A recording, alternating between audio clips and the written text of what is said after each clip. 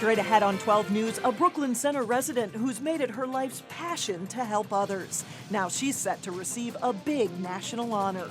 Plus, a Brooklyn Park family that's got game. And from Minneapolis, Minnesota, it's the Turnberg family. But first, local legislators push to raise the state's minimum wage. 12 News starts right now. On the heels of President Obama's call for a $9 federal minimum wage, a group of local lawmakers wants to take it a step further. The DFL proposal would raise Minnesota's minimum wage to $9.50 an hour. But with higher wages, business owners we talk to say there comes a cost. When we first started talking about introducing a bill at $9.50, people say, whoa, that's a big increase from where we are now. But one day after the president's State of the Union speech, supporters say their effort got a shot in the arm. You look at how many years we have failed to increase the minimum wage, and you put it into context with that, and put it into context with the president's comments last night.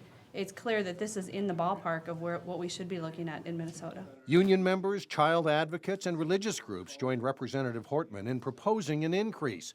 At $6.15 an hour, Minnesota is currently one of 4 states with a minimum wage lower than the federal rate of $7.25.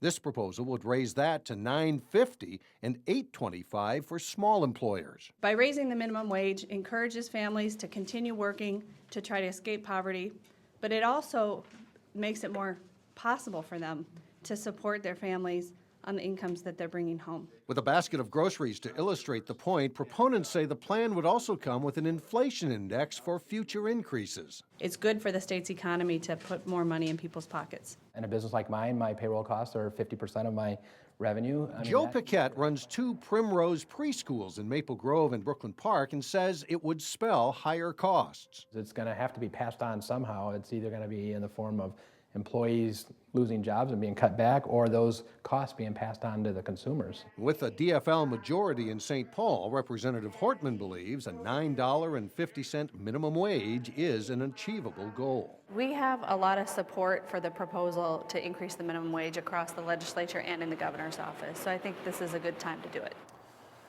This is actually one of several proposals in the works to raise the minimum wage. Legislation also includes a child tax credit that would go to low and medium income families and would also increase state subsidies for child daycare.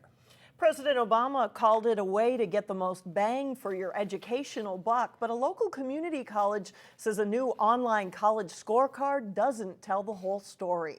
The U.S. Department of Education's college scorecard allows students to compare schools based on things like cost and graduation rate. North Hennepin Community College came up on the higher end in cost at more than $15,000 a year, but the college president says that number includes cost of living expenses like rent, food, and transportation. It's not just the $5,400 full-time tuition price.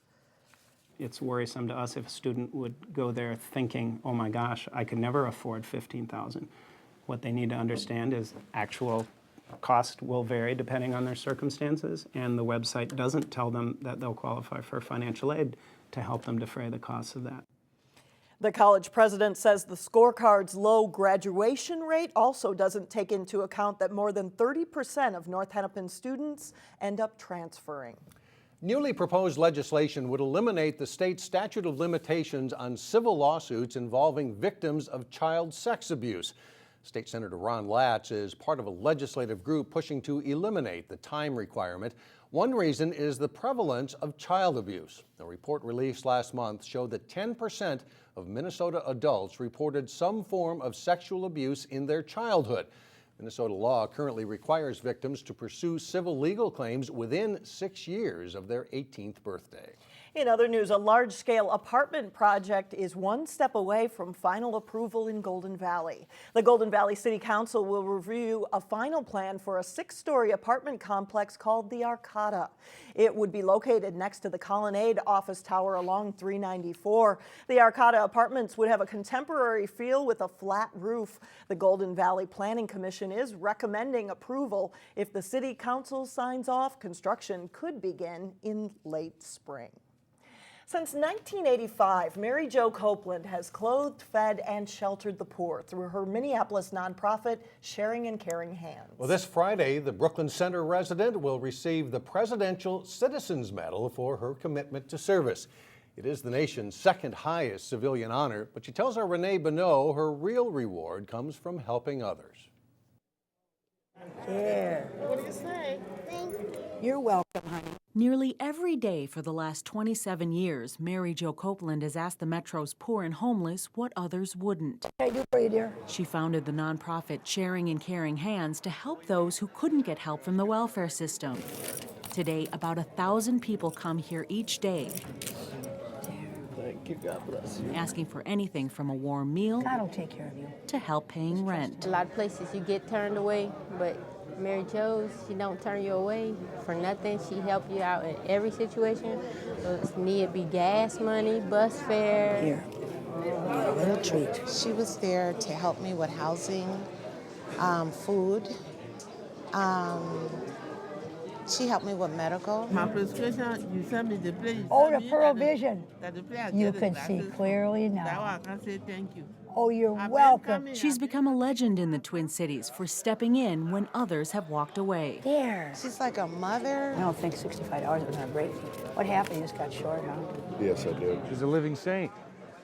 In my opinion, she is, yeah. Mary Jo, on the other hand, has a different opinion. I'm a servant. I serve others. What can I do for you, sir? This week, she will receive the Presidential Citizens Medal for her longtime selfless service. Yeah, just bring that up there. While she's honored to get the award, she's most excited about the exposure she could bring to her nonprofit and her passion. I don't know. I just think awards mean platforms to me. They mean that I can chance to talk about the work, and because our country is filled with poverty, not just here, but every nation has this. And maybe my example will help others reach out and do something. When the fanfare is over, the 70-year-old will come back to the Twin Cities to continue her life's work, something she says she'll do until she's called home. I retire when God calls me to heaven, when you rest, eternity.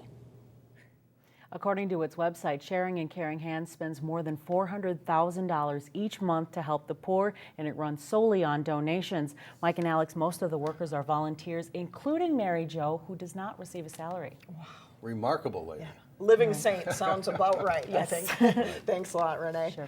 Coming up, why the state's emergency responders descend upon Brooklyn Center. And then later in sports, Champlin Park's girls hockey team battles in a section tournament thriller. But first, it's a look at your AccuWeather forecast.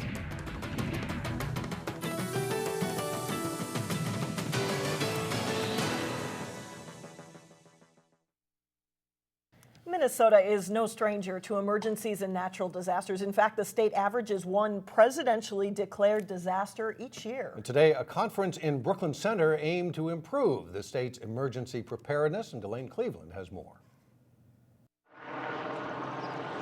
The aftermath of a natural disaster can be a chaotic scene, with debris scattered everywhere and affected residents wondering what to do next. As emergency managers, we need to continue to prepare for, obviously, the risk that we face every day. Gathered in this room in Brooklyn Center are people from all of Minnesota's 87 counties who are trained to respond to such emergencies. It is all about training and information sharing, sharing lessons learned. It's a professional development opportunity that we do on an annual basis. Thank you. Thank you for your dedication. Thank you for your devotion. At this 48th annual Governor's Conference for Homeland Security and Emergency Management, we have long-term recovery that we're focusing on. These emergency responders gathered to share information about past experiences. I was actually deployed along with 90 members of my staff, Hurricane Sandy. And to build relationships with one another. We always say during a disaster, standing in a ditch up to our knees in water is no time to be exchanging business cards and getting to know each other. State Public Safety official Joe Kelly says the training and information sharing that happens at this conference, we're seeing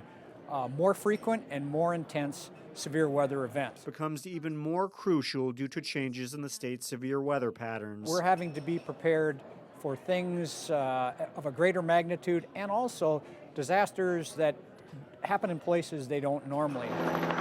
Disasters that not only include tornadoes, but things such as flash floods and ice storms. Between changes in the climate, changes in demographics, and changes in technology, there's a lot of challenges out there. Challenges that these emergency officials need to know how to overcome whenever disaster strikes. Preparing for that moment that we all hope and pray will never occur, but so that if it does, that you're ready, that we're ready. In Brooklyn Center, Delane Cleveland, 12 News.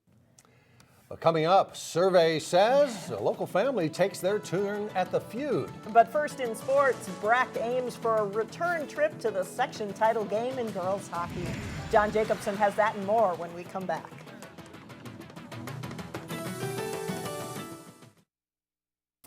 Pretty good challenge for Champlin Park girls hockey team last night. I mean, they've been doing pretty well, but this was a tough team. They faced the top seed and needed to be on their best game, certainly. Champlin Park's girls hockey team skated well in the quarterfinal win against Anoka. They needed to be even better Tuesday night, facing Mounds in the Section 5AA semifinals. The Rebels looking for another upset, but Mounds strikes quickly. Sydney Brodt rifles a shot top corner. It's 1-0 Mustangs. But late in the first period, Haley Adair wins the draw. Delaney Everett rips the slap shot for a goal, and we're tied up. Second period, Brodt makes a rush. She's forced off the puck, but Ellie Marvin pops it in. It's 2-1 Mustangs after 2. Third period, Bella Sutton flies by the defense, but Rebels goalie Hannah Gettle keeps her team in it with a great save. Less than 5 minutes to play. A scramble in front of the Mounds net. Kaylee Martinson puts it in, and we're tied at 2. But with just over 2 minutes left, Lauren Klein scores on a rebound, and that's the game winner. Mounds gets one more with a second left in the game. The Mustangs end Champlin Park's season with a 4-2 win. The Breck girls won the state Class A title last season. They look to take another step closer to returning to the state tournament on Tuesday night. Mustangs face Orono in the Section 5A semifinals. First period, Breck's Kate Schipper lets a shot fly from just inside the blue line. It's a power play goal for the Mustangs, and they lead 1-0 after 1. Late in the second period, Schipper has it knocked off her stick, but Leah Schwartzman is there to shoot the loose puck and score on her own rebound. That makes it a 2-0 game. And Mustangs freshman goalie Jenna Brenneman makes that lead hold up, making 32 saves as Breck wins 2-0. They'll meet top-seeded Blake for the section title Thursday night at Parade Ice Garden. In the Section 4A semifinals, Totino-Grace edged St. Paul United 4-3. Allison Parnell scored the game winner 41 seconds into overtime. Logan Knipp recorded 22 saves for the Eagles. They play South St. Paul in the section final Friday night at 7 at St. Thomas Arena. The Benilde St. Margaret's boys hockey team is playing an independent schedule this winter rather than playing as part of the North Suburban Conference. It's still a big matchup, though, when they face Totino-Grace. BSM coming in ranked number 2 in AA, Totino-Grace number 5 in Class A. Benilde gets on the board in a hurry. Spencer Nas stopped on the first try, puts the rebound away, though, 1:10 into the game. Grant Bessie having another great year. He pulls the trigger in a hurry on this one. His 40th of the season makes it 2-1 Red Knights. In the second, this time Bessie carries the puck up the left side and scores on the nice backhander. It's 3-1, and they later stretch it to a 4-1 lead. Grace quickly gets back into it, scoring twice in a row. Number 10, Carter Rue, making it 4-3 with that goal. Still in the second, Nas wide open. He hits the perfect spot, and Benilde is up 5-3, and he surpasses the 30-goal mark for the season. Great puck movement leads to another. Dan Lebowski to TJ Moore. Back to Lebowski. 6-3 Benilde after 2. Up 6-4. Bessie is patient here and aims high, finds the target and completes his hat trick. Benilde wins it 7-4. In boys basketball, Park Center didn't let last week's loss to Osseo get them off track. The Pirates share the Northwest Suburban lead with the Orioles, and Park Center was impressive Tuesday night against Anoka. They swing the ball to Isaiah McKay on the corner. He explodes down the baseline, gets the layup for an early 16-3 Pirates lead. Anoka is forced into tough shots, and some of them fall. Watch this one by Stephen Barnhold, hitting the tough fadeaway. Quentin Hooker leads the break, going behind the back with a dribble, and then spotting marksman Jake Tanner for the 3. This one's pretty much over already, up 36-13. Second half, and this time Hooker takes it himself, attacking up the middle and scoring 2 of his 19 points, and Park Center's up 27. Trayton Daniels raids a pass, gets the steal, and watch the finish. The windmill jam for Daniels, part of a 15-point game for him. The Pirates roll over the Tornadoes 78-26. The Osseo and Park Center battling for first in that conference. Boy, Park Center looking good Yes. there. They Thanks make a it lot. look fun. All right, thank you. Still ahead, a Brooklyn Park family that doesn't feud, but rather makes a good team. We'll be right back. A Brooklyn Park family had their moment in the national spotlight on Tuesday night. The Turnberg family competed on the Family Feud game show. Reporter Shannon Slatton shows us how they did and how friends and family packed in to watch.